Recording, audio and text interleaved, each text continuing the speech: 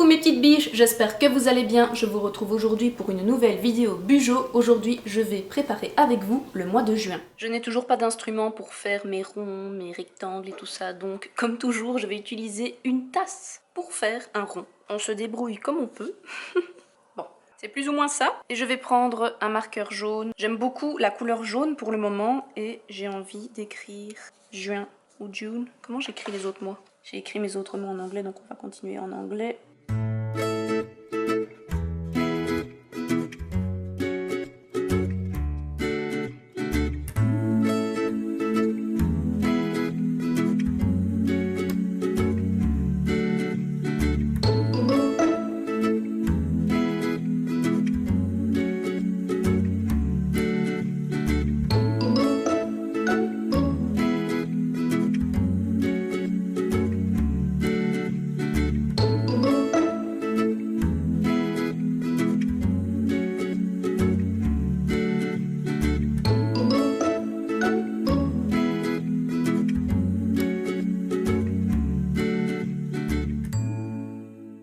Je vais passer directement à des pages un petit peu plus intéressantes, c'est-à-dire la planification du mois. Et là, depuis plusieurs mois, j'ai adopté un nouveau système qui est plutôt sous forme de quadrillage au lieu d'être en deux colonnes comme je faisais avant. Et donc, comme vous pouvez le voir ici, je vais reproduire le quadrillage.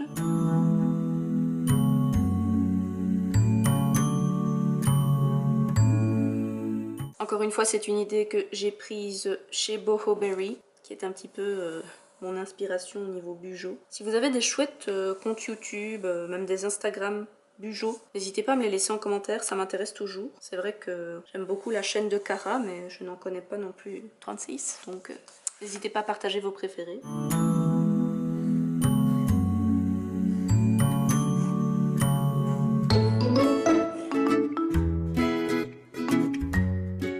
Voilà, quand on a ceci, en fait, quelle couleur je vais prendre pour le mois de juin? Jaune et bleu. Je colorie mes petites cases, ça évidemment c'est optionnel, mais moi j'aime bien ça.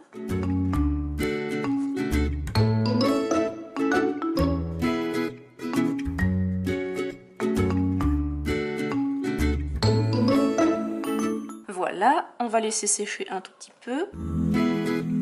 Et alors, sur le côté, c'est là que je vais écrire mes tâches du moment. Je vais faire le cadre en jaune. Je fais donc un cadre en haut à gauche sur la même double page que mon calendrier du mois. Si vous vous souvenez, avant j'avais deux pages avec deux colonnes, on va dire, ou plutôt une colonne monthly log et une autre colonne tâches et tout ça. Et en fait maintenant je mélange un petit peu le tout. C'est juste une autre disposition que j'ai pour le moment. Alors, ici, je vais écrire mes objectifs pour la chaîne et les réseaux sociaux. Comme d'habitude, j'écris mon chiffre d'abonnés le premier jour du mois et le dernier jour du mois. Ensuite, je mets les événements importants qui peuvent arriver le mois prochain. Donc si j'ai des choses importantes, des dates à retenir pour le mois de juillet, je les ai déjà à ma vue. Oups, vous ne voyez pas, pardon.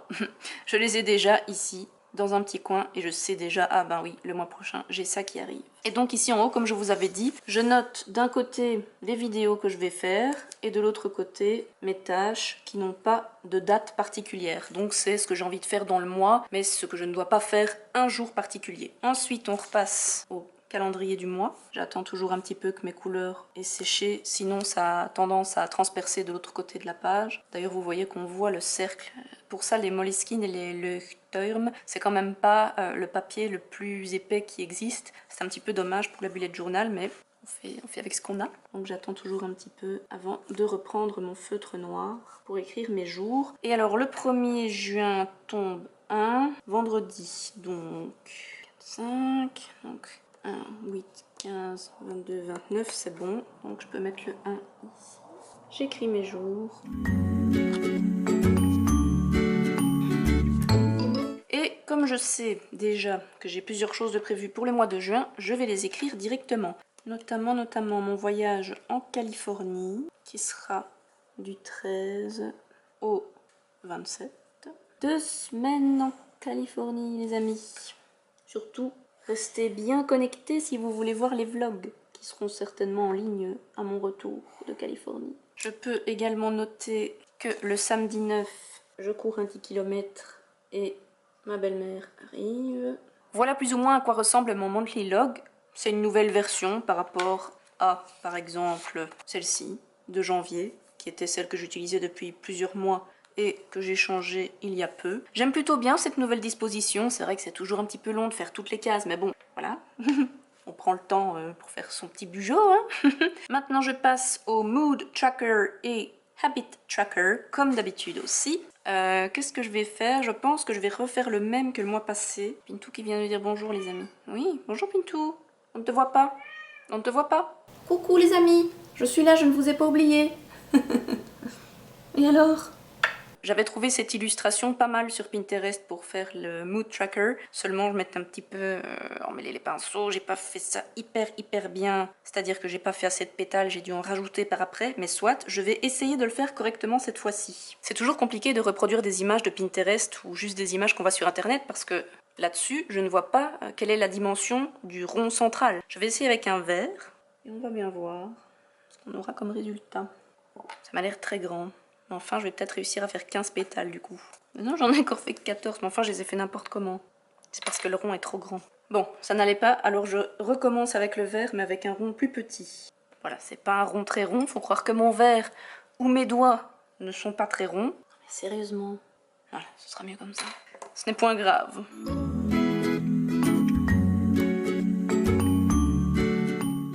Voilà, pas du tout symétrique, mais c'est pas grave, c'est pas le but. Alors maintenant, on va faire les gros pétales.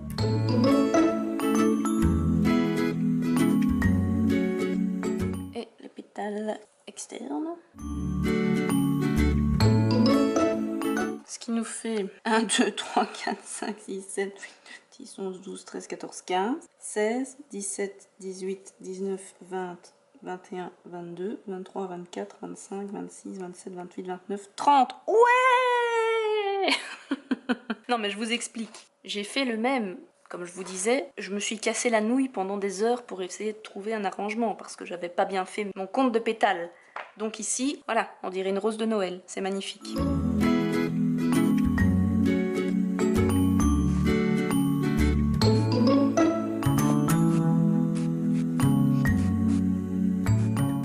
Bon, on voit que mon rond est un petit peu crond, mais c'est pas grave. Je suis plutôt contente du résultat.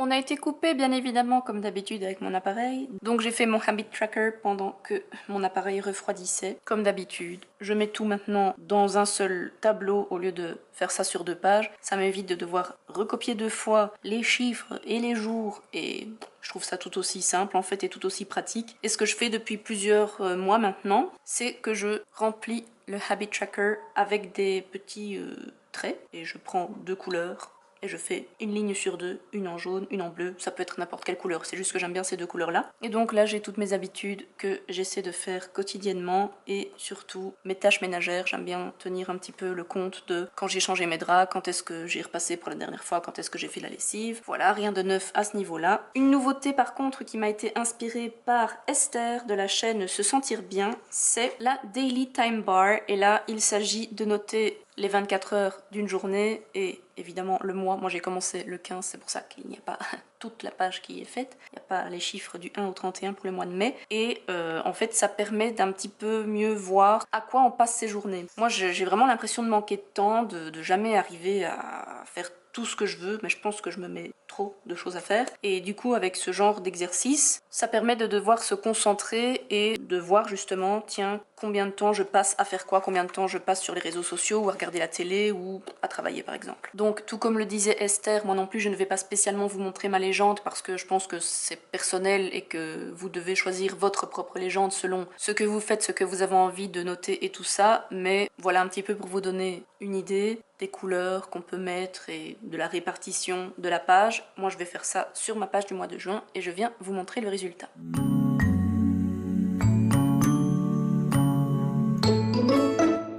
Donc Donc ça va être le canevas sur lequel vous allez colorier. Si par exemple, moi la couleur bleu clair c'est mon sommeil, si je me lève le matin à 7 h, je vais colorier les carrés jusqu'au chiffre 7 et je vais faire ça avec toutes les couleurs qui correspondent à chacune de mes activités. Ça peut être le ménage, le travail, le temps passé sur les réseaux sociaux. Ça peut vraiment être tout ce que vous voulez et que vous voulez un petit peu traquer.